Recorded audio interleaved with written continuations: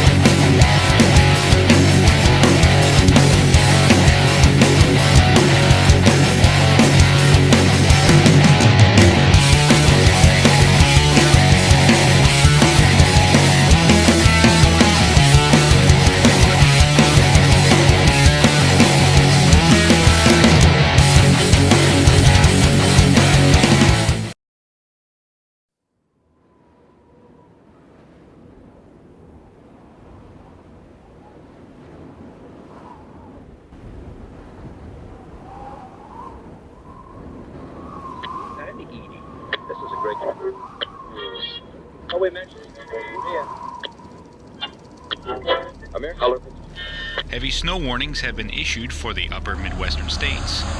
Expect cold and blistery weather this week as the storm center pushes itself into central Wisconsin. The first 2 days of Wisconsin's 10-day deer hunting season have claimed the lives of 6 hunters. 5 died from accidental gunfire, and 1 from a heart attack. 10-7 investigation. Any info? Police are probing the grisly scene at the secluded farmhouse of Plainfield handyman Ed Gein, who admitted today that he disemboweled and butchered the body of 58-year-old widow Bernice Wharton. Authorities found the decapitated body hanging in Gein's woodshed, gutted out and strung up by the heels.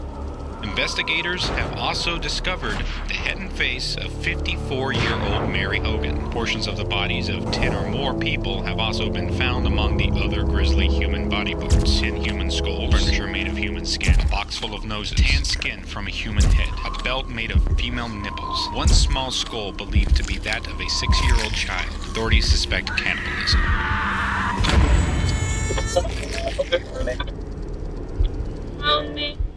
Sometimes we remember the 1950s through this kind of Ozzie and Harriet haze of nostalgia. In the 50s, we caught this sense that everything from now on was going to be all right. And it was like a drug. It was the era of Doris Day and all of these sappy, sentimental songs. It's very important in terms of putting, I think, the Gein story into context, is the kind of very puritanical sexual code that prevailed at that time. You know, you have a culture in which, for example, on TV, married couples weren't allowed to be shown sleeping in the same bed. That made the Gein crimes horrendously startling to people.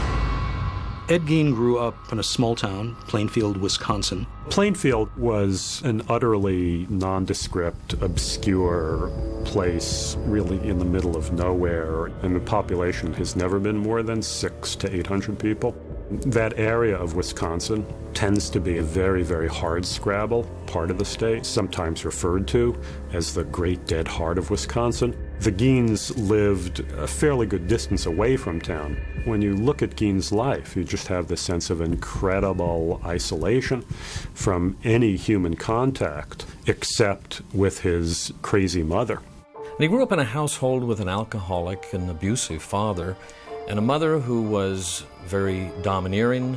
She was fanatical in her religion and did not want Ed or his brother Henry to have much to do with the outside world because there were sinners out there. Augusta Gein really smothered her 2 sons and denied them any meaningful relationships with the outside world, and particularly with women. And also had extreme pathological aversion to anything to do with sex. So Ed grew up with this very, very powerful ambivalence towards his mother. On the one hand, he consciously worshipped and revered her and saw her as a godlike figure. But on another unconscious level, he inevitably developed this terrible resentment and hatred. There's an ongoing argument about whether sociopaths are born or are created. But I think the very strained circumstances of the Gein household makes an argument that you can turn a child into a monster. Most successful serial killers are the ones who pass undetected. What kind of a man did you know he was? Rather simple-minded. But I always figured he was just perfectly harmless. Well, a man is a nice man, just like anybody else.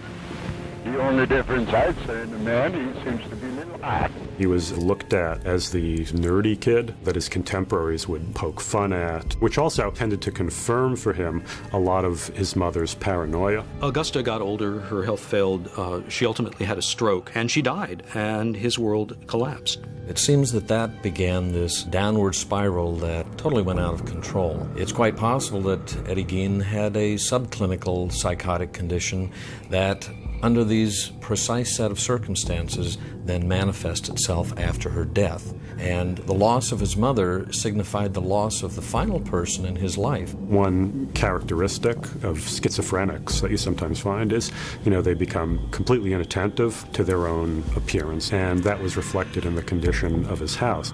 When people broke into it, it was as though he had reversed the normal process of garbage disposal and, gone to the dump and brought stuff home. Eddie Gein's house really was a symbolic representation of what was going on in his head. There was total disarray in his head as well, and the house simply was a physical representation of that. He would have radios, even though he couldn't play them since his house did not have electricity. He kept old dentures around. He had a whole collection of chewed up gum, something that was clearly not as horrific, but that is intensely creepy. One of the things he did was to seal off parts of the house. He closed off all the other rooms, the rooms with his mother's things. They were just left exactly as she had left them, and moved into just a room and the kitchen, essentially. He enjoyed reading magazines and newspapers and books about people doing rather bizarre things. And one of the interesting things that you find when you look at 1950s culture, there was a lot of very lurid, sensationalistic material. One of the most popular forms of periodical were horror comic books. Particularly The Vault of Horror and Tales from the Crypt and so on. They were wonderful stories and beautifully illustrated, but they did contain an extreme level of graphic violence. And they were read not just by kids, but adults as well. People from all walks of life were finding some kind of gratification in the extreme imagery, the slaughterhouse imagery. And of course, there was a lot of material coming out then about Nazi war crimes. I remember just how terrifying it was to pick up even something as mainstream as Life magazine and see all these images of the death camps. He was also very fascinated by stories about South Sea headhunters, stories of 18th century grave robbers, resurrectionists, as they call them. And I think that this clearly fueled his own bizarre behavior. He became really obsessed with these things and finally wanted to act on his obsession. He started robbing graves. Gein said that he had begun to do this a few years after his mother's death, that he'd suddenly become possessed by the need to go to the cemetery and to remove the corpses of middle-aged women who reminded him of his mother. He would read the obituaries, and then when some woman died, he would go to the graveyard on the night of her burial, when the soil was still very, very fresh and hadn't settled yet, dig it up and pry open the coffin lid, remove the body, bury the coffin again, leaving the grave, as he put it, in apple pie order, and then take the body back to him and do what he wanted to do with it. Most psychological assessments of Gein concluded that he was trying to bring his mother back. He tried to dig up his mother's grave, and apparently when he had gone to the cemetery, he found that he couldn't get at the coffin. Because the soil is so sandy in that part of Wisconsin, coffins are often placed within these concrete vaults. Sigmund Freud would have an absolute field day with Eddie Gein. He really loved and hated his mother. Because he couldn't have a normal relationship with a woman, he thought that he would take those things that are most significantly associated with a female. He almost seemed to take a glee in creating novel artifacts out of dead bodies. He would make belts made out of nipples. He would cut the genitalia out of females. The investigators found a box full of preserved vulvas, at least one of which was very creepily painted silver and decorated with the little red ribbons. He used human shin bones to prop up a coffee table. He took the tops of skulls and inverted them and used them for soup bowls. He upholstered a chair in human skin. The artifact that resonated most powerfully is the skin suit that he made. He cut the faces off of female corpses and used them as masks. He flayed the top of the torso of one of his victims and also created some leggings. And then began to sew together these parts of skin from various female corpses in a Frankenstein-like way. Gein was very fascinated with the whole notion of transsexualism. There seemed to be part of him that wanted to be a woman. This was his idea of a sex change operation. Apparently he was not interested in really castrating himself, but thought that he could achieve this transformation by literally donning the skin. He would dress himself up in this horrific skin suit and caper around his property, pretending to be his own mother. There's an ugly paradox, of course, at the center of Ed Gein, because he's trying to keep his mother alive, and yet this is the woman who mistreated him so badly. So he lashes out in rage. He has to cut these bodies up. He doesn't treat them with particular reverence. Eventually, the dead bodies weren't enough. He had gone to Warden's hardware store, which was run by a woman named Bernice Warden. It was clear that he was somewhat attracted to her, vaguely the same physical stature of his mother. The day before, Gein had come into the store to check out the price of some antifreeze. Gein went into the hardware store, started examining some rifles, slipped a bullet he had brought along into the chamber of the rifle, and shot her in the back of the head. Gein dragged her corpse out the back, loaded it into her pickup truck, and drove off with it. Later on that afternoon, Bernice Warden's son, Frank, came back from his hunting trip. He entered the store and was immediately terrified to see this very large streak of blood. When the other sheriffs arrived, they immediately asked Frank if he had any suspicions, and instantly he responded Ed Gein. There was a receipt for antifreeze that was very conspicuously there on the counter. Several law officers, including a guy named Schley, who was the sheriff, had gone to Gein's farmhouse, and the first place they entered was the summer kitchen, which was abutting the main house. They broke down the door, and they started shining their flashlights around, and one of them brushed up against something, and he turned around and beamed his flashlight on it. And it was the gutted body of Bernice Warden. Gein had hollowed out the carcass completely, basically dressed out like a deer. Schley immediately staggered out and began to vomit at the sight of this thing. They had found her completely gutted and cleaned out carcass, but they didn't know where the internal organs were or where her head was.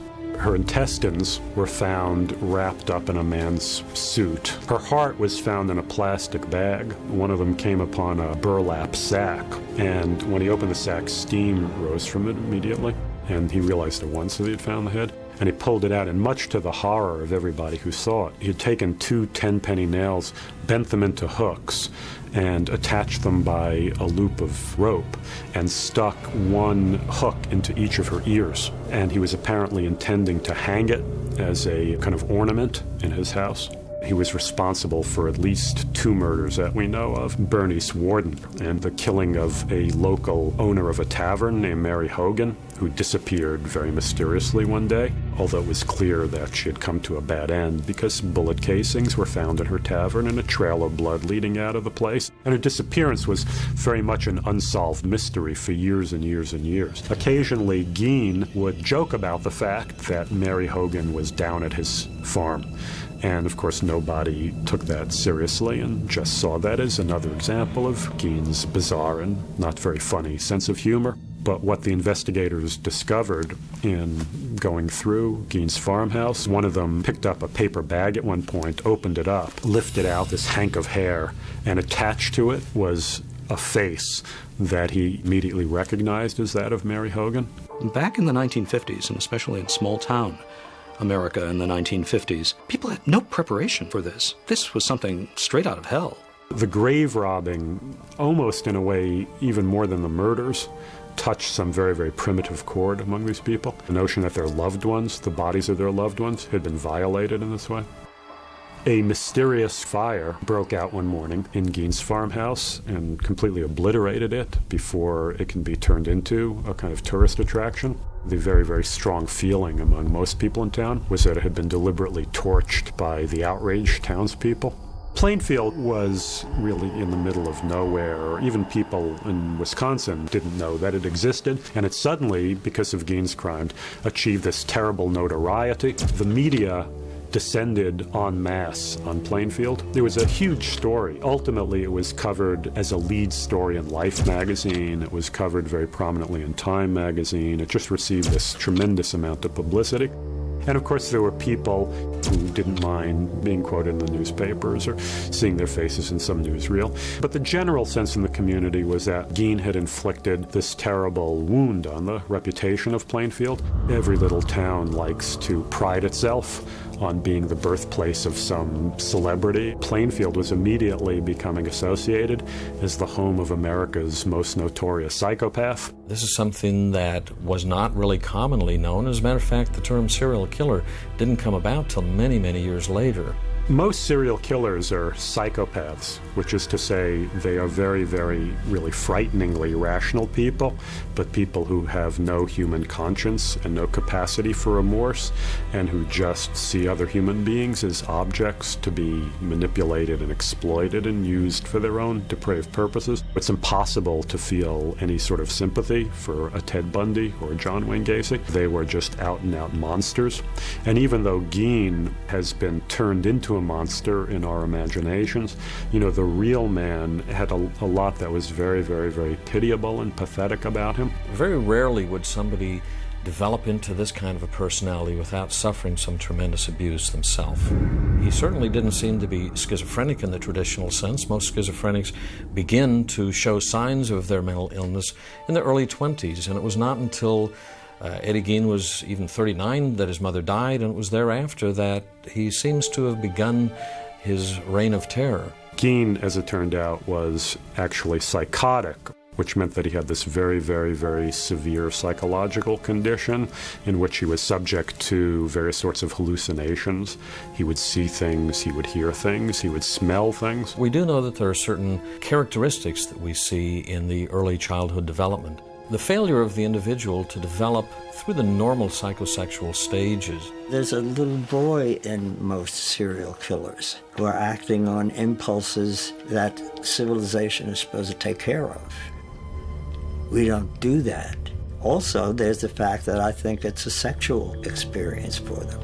Some men ejaculate while they're killing somebody. And it seems like an extreme way to have that pleasure at the cost of somebody else's life.